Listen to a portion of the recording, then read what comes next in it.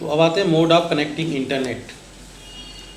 Internet जब हम किसी डिवाइस से कनेक्ट करते हैं तो उसमें कौन कौन से मोड से हम लोग उस पर कनेक्ट करते हैं, जैसे hotspot, wifi, LAN cable, broadband, USB, tethering.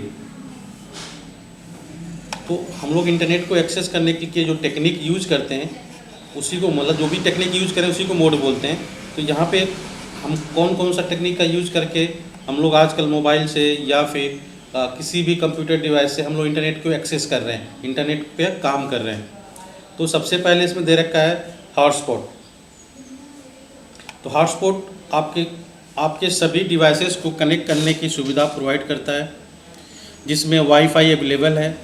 Hotspot एक वर्चुअल राउटर के माध्यम से वायरलेस लोकल एरिया नेटवर्क मतलब लैन पर इंटरनेट एक्सेस की सुविधा प्रोवाइड करता है।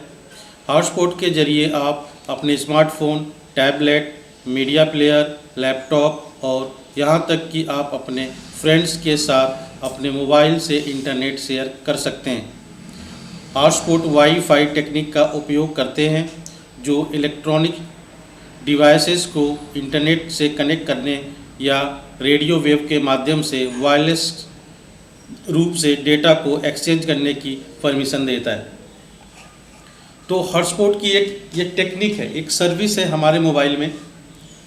हम अपने मोबाइल से अगर किसी अपने फ्रेंड को या फिर किसी कलीग को इंटरनेट की सर्विस देना चाहते हैं, हमारे मोबाइल में इंटरनेट की सर्विस एक्टिव है और कोई है मेरा कलीग, कोई है मेरे पहचान का या फिर मेरे फ्रेंड जिनके मोबाइल में इंटरनेट एक्सेस या फिर इंटरनेट की सब्सक्रिप्शन नहीं है और वो भी अपने डिवाइस में इंटरनेट यूज करना चाहता है, तो अपने मोबाइल से हॉटस्पॉट का सर्विस दिया जा सकता है, जिससे कि जिसके मोबाइल में इंटरनेट की सर्विस नहीं है वो इंटरनेट यूज कर सके।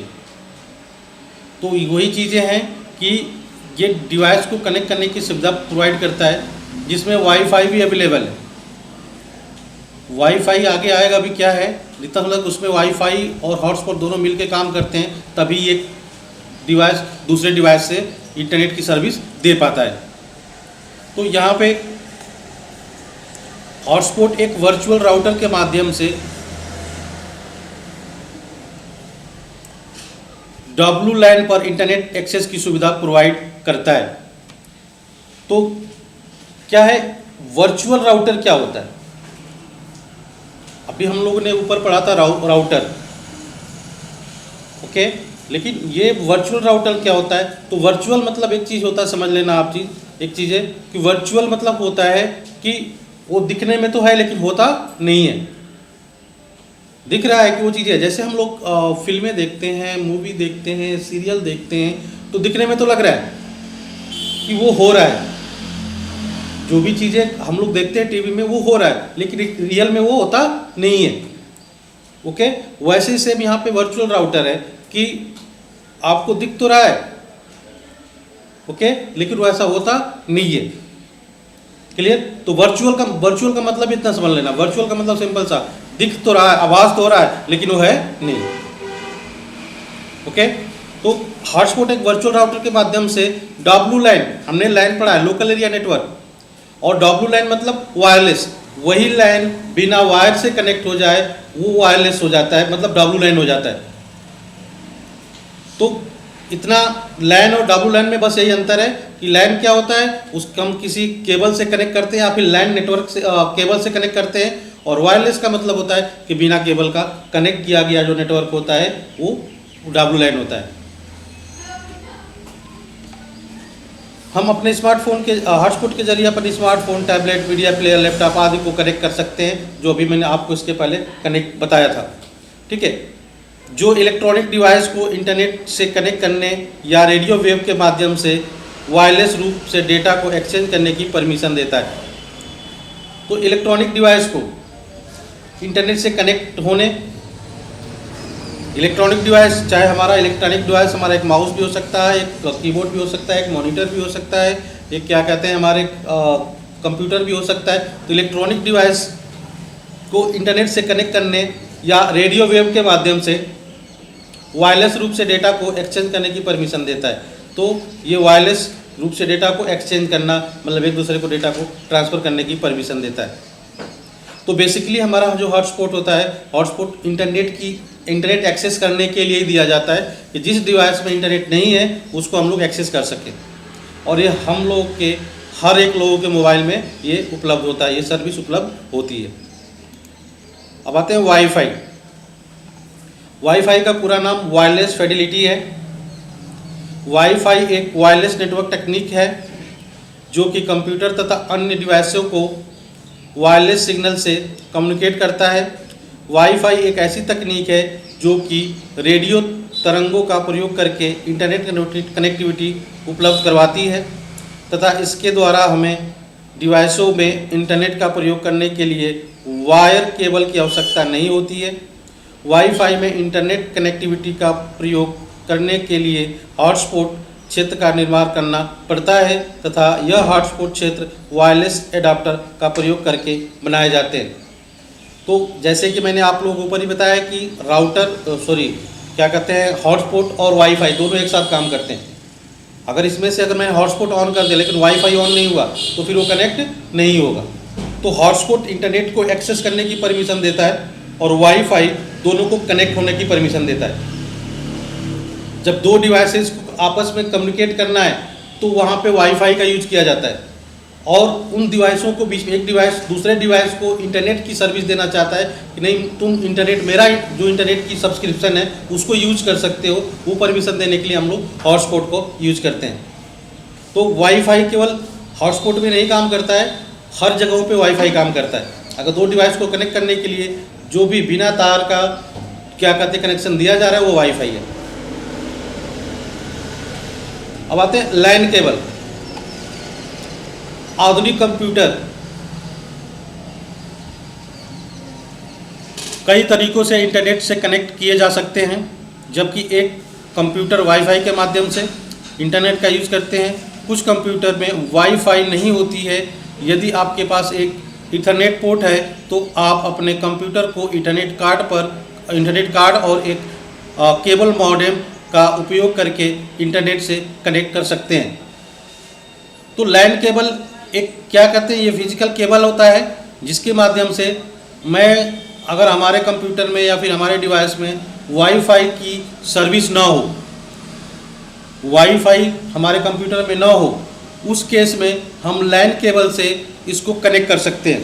तो लैन केबल जो होता है वो दो कंप्यूटरों को बीच में कनेक्शन देने का काम करता है, डेटा को शेयर करने का काम करता है। जो वाईफाई करता है वो भी ये भी करता है। बस ये होता है कि यहाँ पे केबल फिजिकल एक केबल होता है जिसे हमें लगाना होता है, जो दिखता है कि ये कंप्यूटर इससे कनेक्ट है, तो लैन केबल होता है। तो केबल की तरह ही लैन केबल है आपका।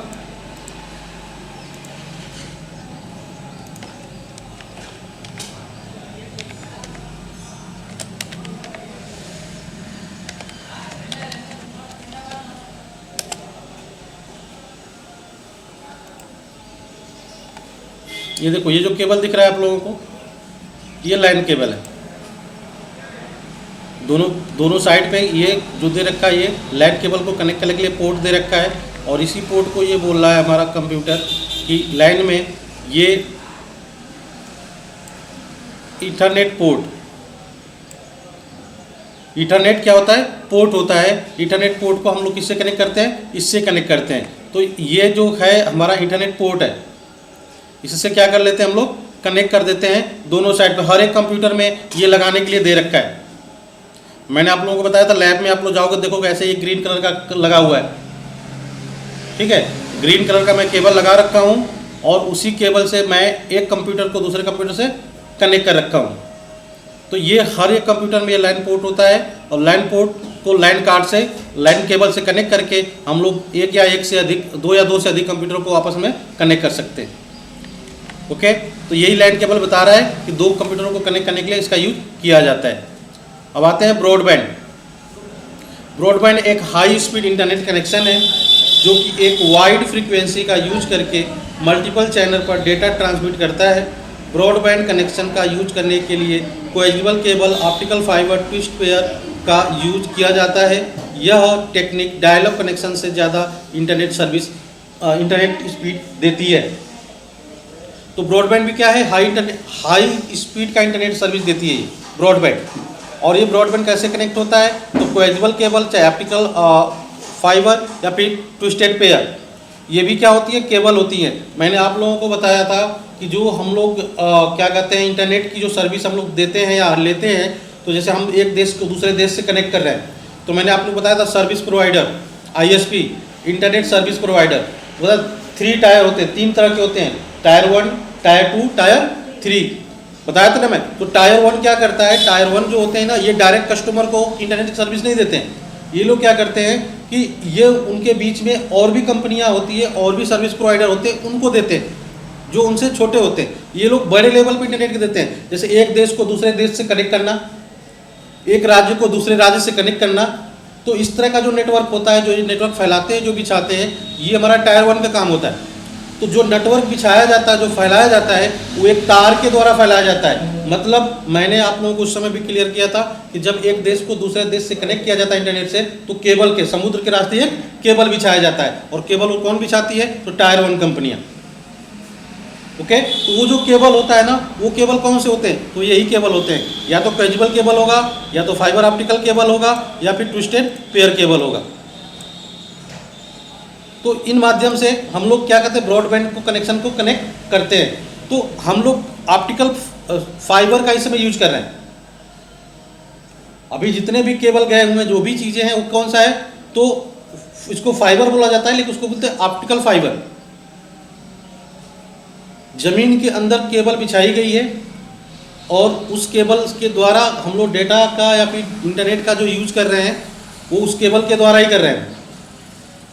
और इससे डेटा की स्पीड ना बहुत तेज़ होती है, मतलब इसमें डेटा ना बहुत तेज़ मात्रा में जाता है। ये फाइबर, ऑप्टिकल फाइबर केबल के माध्यम से हम लोग डेटा को ट्रांसफ़र करते हैं। तो ये क्या होता है, ब्रॉडबैंड में ही काम आता है।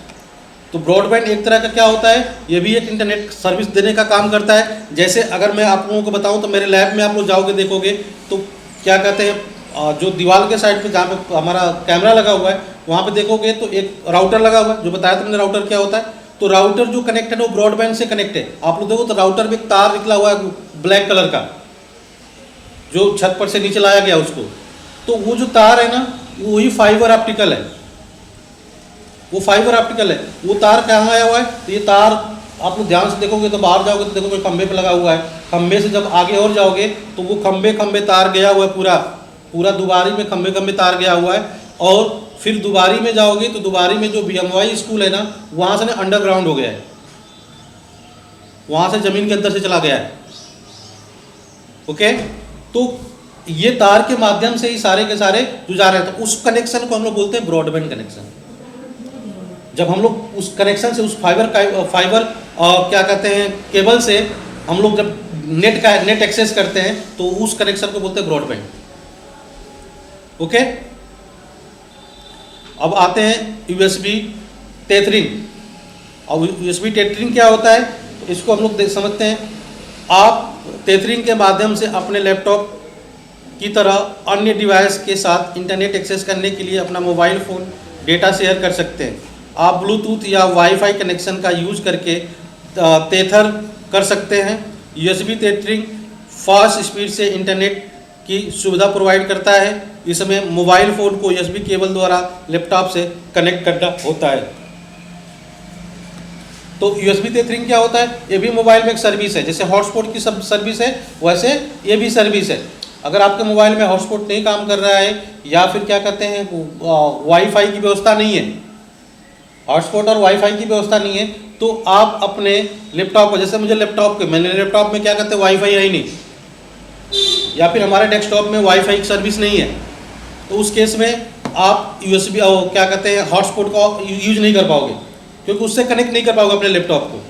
तो उस केस में क्या होता है कि आप अपने मोबाइल को, जिससे आप लोग मोबाइल को चार्ज करते हैं ना डेटा केबल से, वही डेटा केबल, वही क्या कहते हैं, USB केबल है। आप क्या करोगे कि मोबाइल में एक साइड लगा लो जो चार्जिंग वाला है, और दूसरा जो USB वाला है, जो हम लोग चार्ज में लगाते हैं, जो हमारा एडाप्टर होता है उसमें लगाते हैं, उसको हम लोग निकाल करके बस USB को अपने लैपटॉप में कनेक्ट कर दो। जिसमें हम लोग माउस कनेक्ट कर रहे हैं और क्या कहते हैं कीबोर्ड कनेक्ट कर रहे हैं, वो भी यूएसबी पोर्ट होता है। उस यूएसबी पोर्ट में उसे कनेक्ट कर दो। जब उसको कनेक्ट कर दोगे, कनेक्ट करने के बाद मोबाइल में जा करके मुझे इस सर्विस का यूएसबी टेथरिंग को ऑन करना पड़ेगा। उसमें ऑप्शन दे रखा है सेटिंग में जा करके इसको ऑन करना पड़ेगा। जैसे ही इसको वहाँ पे ऑन कर दोगे तो ये क्या कर देगा, आपका इंटरनेट कनेक्ट हो जाएगा। आपका इंटरनेट आपके लैपटॉप में भी एक्सेस होना चालू हो जाएगा।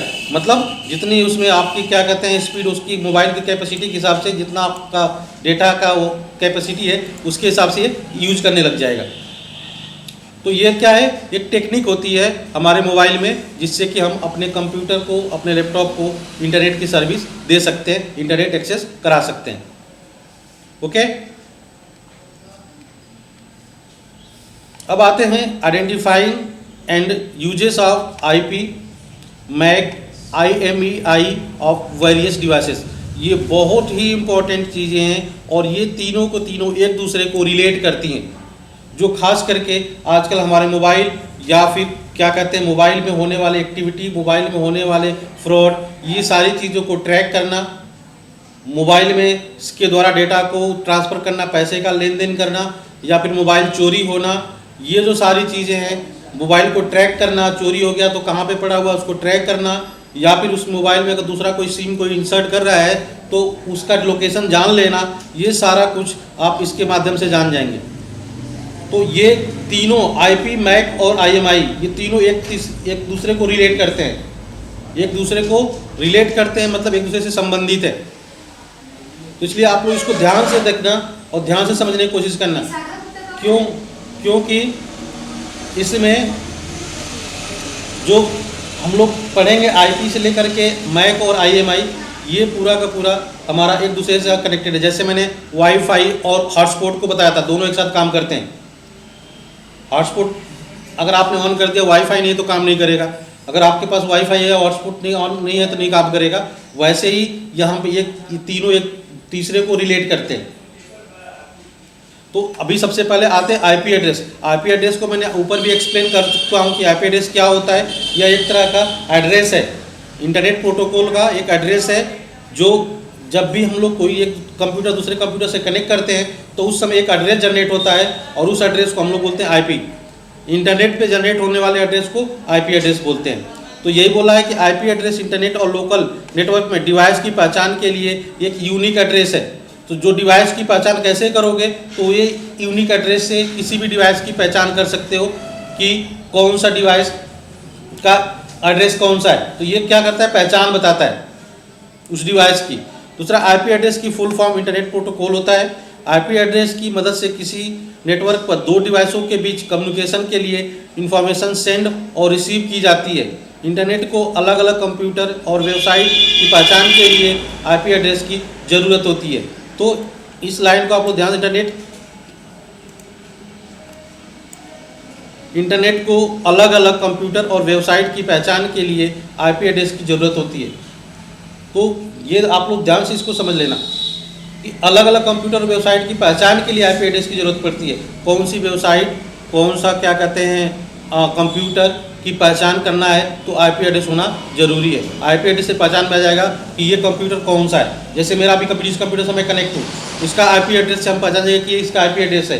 कैसे होगा, तो उसका तरीका अलग होता है ट्रैक करने का, कि वो टेक्निक अलग होती है कि कैसे ट्रैक कर लेता है। अगर आपके कंप्यूटर का IP एड्रेस वो है तो अगर कहीं से भी कनेक्ट होकर इंटरनेट से कनेक्ट है तो ट्रैक करके बता देगा कि ये कंप्यूटर इस लोकेशन पे है, इस जगह पे है। तो कैसे बताएगा, अभी आगे हम लोग आते हैं उसके।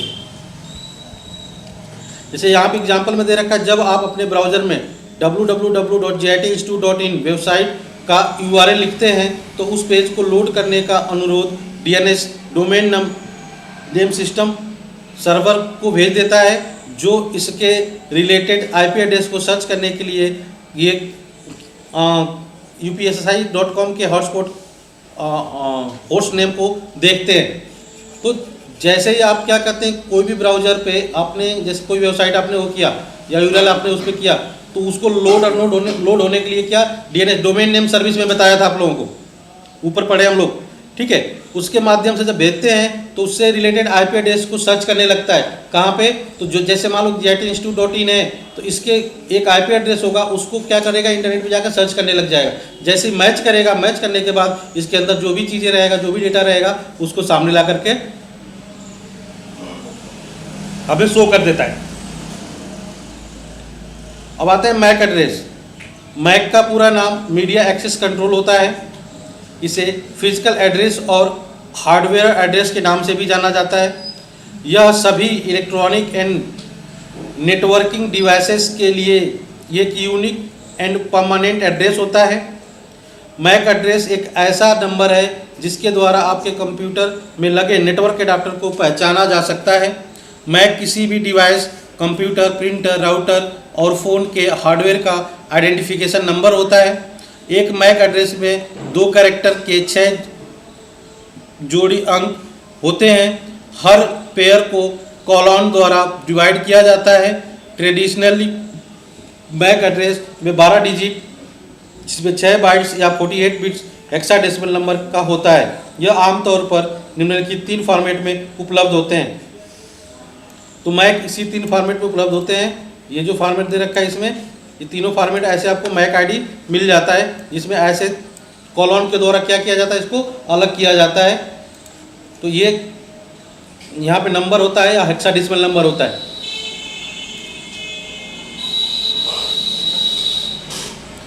ठीक है। तो मैक क्या होता है? एक कंप्यूटर का फिजिकल एड्रेस होता है। जैसे मेरा ये कंप्यूटर है ना, इसका फिजिकल एड्रेस मैक है। अगर इसको मैं इसकी पहचान किया है तो मैक है। अगर मैक इसका नहीं रहेगा तो इसकी पहचान कोई नहीं कर पाएगा। हर एक कंप्यूटर का एक फिजिकल एड्रेस होता है, एक मैक होता है।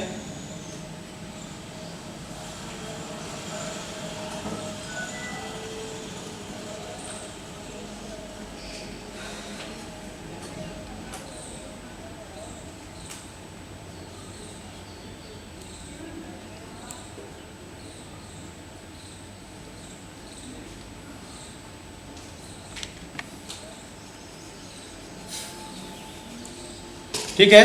तो मैक एड्रेस अगर किसी भी कंप्यूटर का अगर आपको देखना हो तो उसके लिए रन कमांड तो आप लोग जानते हैं, रन कमांड पढ़ाया गया है ना।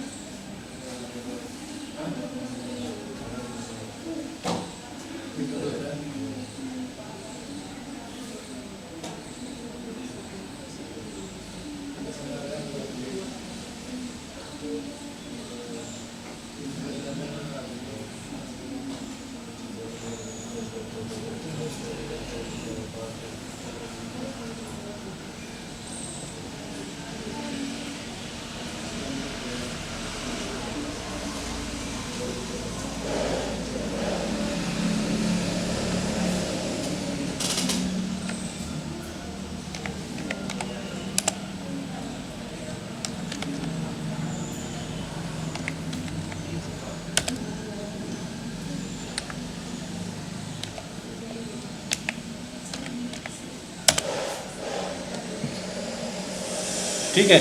अभी देखो मैंने ये अपने इस कंप्यूटर का मैक आपको दिखा दिया हूँ। तो ये मैक दिख रहा है यहाँ पे, देखो ये पहला वाला जो है ये क्या है, हमारे कंप्यूटर का मैक एड्रेस है। ये देखो ये पहला वाला, ये देखो दूसरा तो ये मैक एड्रेस है क्या, डिसकनेक्टेड, लेकिन कनेक्टेड जो हमारा ये है पहला वाला। ठीक है। इसमें क्या है हमारा ये जो नंबर, ये क्या है, मैक एड्रेस है ये। ओके। तो हर एक कंप्यूटर क्या एक फिजिकल एक एड्रेस होता है, हर एक कंप्यूटर को होता है। इस कंप्यूटर का मैक एड्रेस चेंज नहीं होता है। अगर आपके कंप्यूटर का जो मैक एड्रेस है वही रहेगा, वो चेंज नहीं होता है। ओके। तो हर एक कंप्यूटर का मैक एड्रेस अपना एक यूनिक होता है। अगर ये मैक एड्रेस जैसे हम लोग कंप्यूटर से अगर इंटरनेट से कनेक्ट होंगे तो इंटरनेट से कनेक्ट होने के बाद तुरंत ये जो इंटरनेट सर्विस प्रोवाइडर होता है उसके पास आपके कंप्यूटर का मैक चला जाएगा। अब जब ये मैक आपके उस क्या कहते हैं सर्विस प्रोवाइडर के पास चला जाएगा, इंटरनेट सर्विस प्रोवाइडर जैसे जियो है, एयरटेल है, इनके पास चला जाता है। अब ये उसको स्टोर करके रखे रहते हैं और वो चीज़ें पूरा रिकॉर्ड करके रखता है वो आपका आईएसपी कि ये मैक एड्रेस कितने बजे से कितने बजे तक या कितने टाइम से कितने टाइम तक इसको यूज किया गया।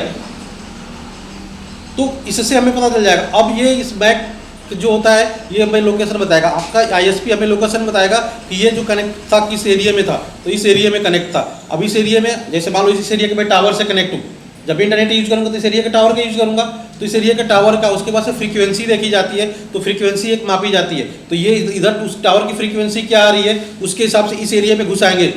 और जब इस एरिया में घुस आएंगे सब, तो अब यहाँ पे देखा जाएगा कि यहाँ पे कितने लैपटॉप है, कितने कंप्यूटर हैं।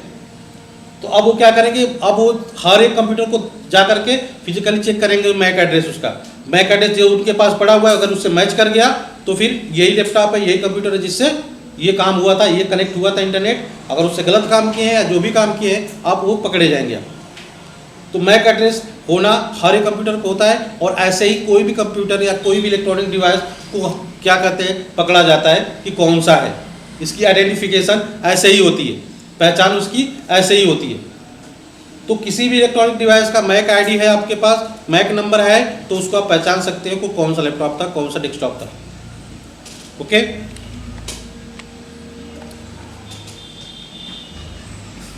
और ये क्या 12 डिजिट का होता है। अब हम लोग आते हैं IMEI, इसको बोलते हैं इंटरनेशनल मोबाइल इक्विपमेंट आइडेंटिटी। एक 15 या 17 अंकों का कोड है जो मोबाइल फ़ोन की पहचान के लिए कंपनी द्वारा फर्मवेयर में स्टोर कर दिया जाता है। अब फर्मवेयर क्या होता है, फर्मवेयर एक तरह से समझ लो कि कंप्यूटर के अंदर जो सॉफ्टवेयर होते हैं, जो ड्राइवर होते हैं, उसके अंदर इसको क्या कर दिया जाता है, इंस्टॉल कर दिया जाता है, उसके साथ जोड़ दिया जाता है। तो उसके साथ क्या है, इसको जोड़ दिया जाता है, जो मोबाइल फ़ोन की पहचान के लिए कंपनी द्वारा फर्मवेयर में स्टोर कर दिया जाता है।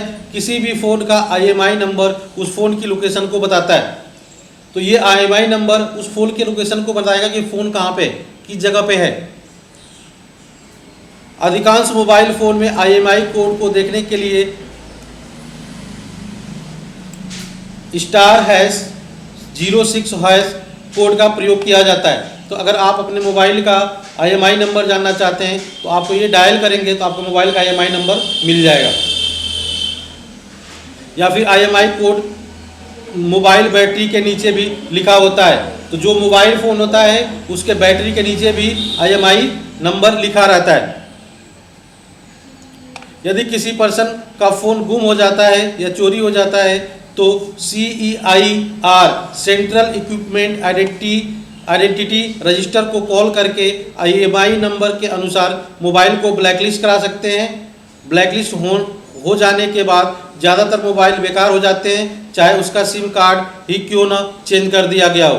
मोबाइल खरीदने के तुरंत बाद IMEI कोड को एक सुरक्षित स्थान पर लिख कर रखना चाहिए ताकि मोबाइल सर्च करने या चोरी होने की स्थिति में उसे ब्लॉक कराया जा सके, ताकि कोई इसका मिसयूज न कर सके।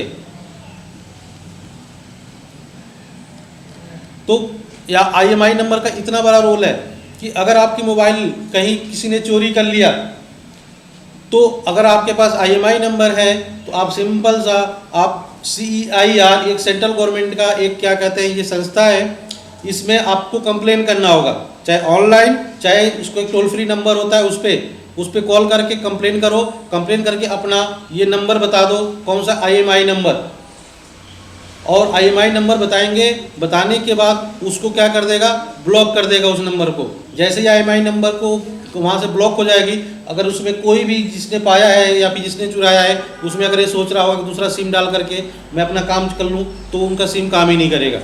मतलब एक तरह से वो मोबाइल बेकार हो जाएगी, वो किसी काम की नहीं रहेगी। या फिर अगर उसमें दूसरा कोई नंबर वो डाल करके चलाना चाहता है तो इसके माध्यम से जो डिपार्टमेंट है इनके पास क्या कहते हैं, या फिर हमारे साइबर जो टीम पड़ी हुई है, साइबर क्राइम वाली जो टीम पड़ी हुई है हमारे हर एक ज़िले में होता है, उनके पास इसका मैसेज चला जाता है। जैसे उसमें सिम इंसर्ट करेंगे, उस सिम का जो नंबर होगा तुरंत उनके पास मैसेज दिखाना चालू कर देगा कि ये IMEI नंबर का जो मोबाइल था उसमें ये वाला सिम पड़ा हुआ है, इसका मोबाइल नंबर ये है। तो तुरंत क्या करेंगे, उस पर कॉल करते हैं, सब कॉल करेंगे, सब पूछेंगे सब ये मोबाइल कहाँ से मिला तुम्हें, कहाँ से खरीदे हो, किसने दिया है, पूरा इंक्वायरी करेंगे सब। अगर आपको चोरी से खरीदा गया है, चोरी से लिया गया है तो सीधा भैया लोकेशन बता दे कहाँ पे है, थाने में आकर जमा कर दो इस मोबाइल को। अदरवाइज आपको क्या कहते हैं पकड़े भी जाओगे, फाइन भी लगेगा और जेल भी होगा।